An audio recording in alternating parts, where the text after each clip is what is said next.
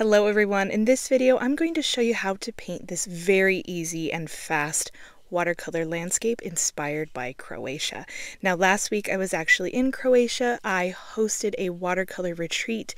20 beautiful people came and we talked all about watercolor. Here are some of the paintings and we got to adventure around this beautiful country. Here's our group. Everyone was so lovely, but I was very inspired by the buildings in Croatia along the sea. They have this beautiful terracotta roof on every single building. So I'm going to show you how to start a landscape like this that seems very complicated and how to make it really easy, really loose and abstract, but you can still tell what it is. For this very simple landscape, I'm actually going to start with the top of the buildings, the little rooftops. And so because they had this beautiful orange terracotta color, I'm mixing yellow and red and some magenta, and I kind of mixed this together for a long time because I really wanted to capture the perfect color. I'm using a split primary palette from Sparrow, but it has lots of different colors in it, your warmer primaries and your cooler primaries, so you'll see me mix them up together, but I have all of the colors listed below in the description. Remember that this is a very loose watercolor. We're going to try not to overthink. If you need to set a timer for 10 minutes, I would recommend that. We're going to start by just painting the rooftops, not any of the other details of the building, and we're going to do different sizes and different shapes of these little rooftops, kind of staggered so that the buildings look like they are stacked together on this mountainside. This is like a rhombus, right? Or just a sideways rectangle, however you want to think of it. But I want to think of these rooftops as more slanted, and I'm varying the slant and the different shapes so that they're not super perfect, especially when you're going fast and you're doing this abstract style.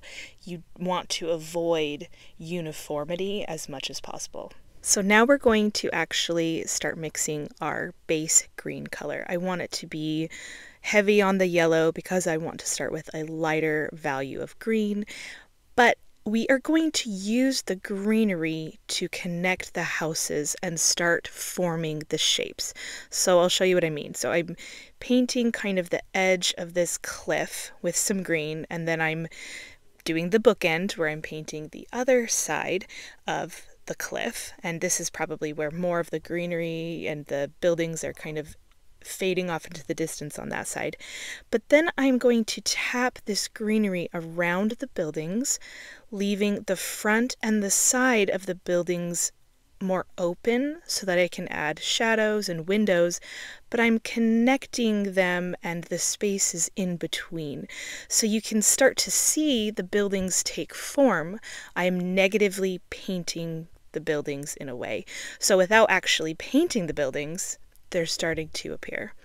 And then before that has dried, I added some indigo into that mix and added some darker green to the bottom, but also some taller trees to give some nice dimension to the whole landscape that kind of represent some of the cypress trees that we saw. I love this type of landscape because we have only added a few things: rooftops, light green, dark green, and some texture, and you can already see the vision coming to life.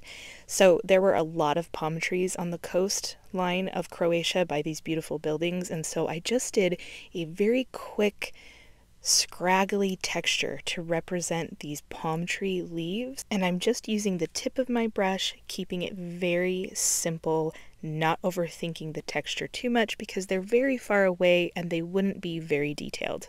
I'm also tapping some dark green into the palm trees while they're still wet just to give it an added layer of depth. Now I'm mixing up more of a mid-tone green just to have another value of green blended in while everything is still wet, and it also gives me the chance to fix up any of the trees or the other edges that I'm not a fan of, and then if I can do it while it's still wet, it looks really fluid and I don't get any weird hard lines when I go back later. I'm going to mix the colors I have on my palette to create a brown, but I'm also going to add some magenta in to get a really rich, deep color, and then I'm going to add that brown along the bottom of the greenery, kind of representing the dirt or rocks that lead from the houses and the greenery down into the ocean. I'm going to paint the ocean very quickly so that I get a little bit of a blend between the ocean water and those rocks. I removed some of that brown from my palette so I had enough space to make the blue for my ocean, and I like to do a lot of cerulean, ultramarine, but then also adding in yellow to get a really deep, rich turquoise jewel tone of a blue so that it looks like that really greenish blue water that you see in Croatia. I do not mind if the water touches the rocks because I like the blend, but the key here is to make sure you have enough pigment on your brush that you can have your brush laying almost sideways and do these really beautiful side sweeping strokes, and then the paper starts to emerge in that textured pattern and it looks like the glistening of the sun on the water. And that's all I really do for the water. It's really simple, especially if you go fast. Just keep it nice and loose. Now we're going to mix up another brown. This can be really any brown color that you want, but I just want to add some of the details into the palm trees. Once again, they're really far away. They're not the main focus, so we want a little bit of color to look like a palm tree, but it doesn't need to be anything specific. Just do it nice and quick, and don't overthink it. That's the whole goal of this exercise. So when I was adding the brown, I added more brown than I had leaves, so I just went in with a little bit more green, more of a darker green, maybe to look like these palm trees are farther in the distance, and just added a little bit more of that palm tree texture just to balance everything out. But at this point, we are almost done.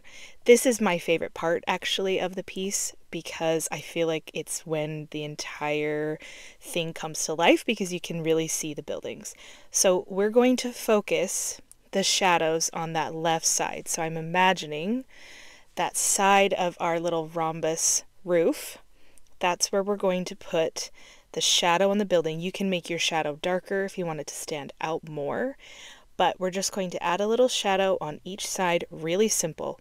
You can tell I'm not really outlining it, I'm not making it perfect, I'm just making a quick swipe of my brush. I am going back in and adding a little bit more paint as I go so that it is a little bit darker while it's still wet, but that's it.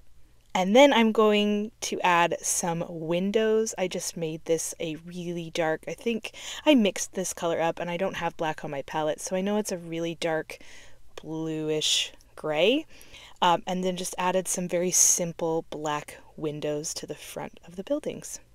At this point I could have been done, but I noticed it felt like some of the greenery in the center was a little bit flat, so I just mixed up another mid-tone, pretty much the green that I already had on my palette, and I'm just kind of moving this color around to give a little bit more texture and a little bit more depth. But again, I don't want to overthink it. I just want to add a little bit and then stop touching it because I'm going to overwork it and ruin it. Don't forget to sign your name on your loose, beautiful masterpiece, and that is it. So easy, so simple, and it feels just like the landscapes I saw in Croatia. I hope this tutorial helped, and if you want to try it, I encourage you to set a timer, try not to overthink, and paint it along with me. I'll see you all next time. Bye.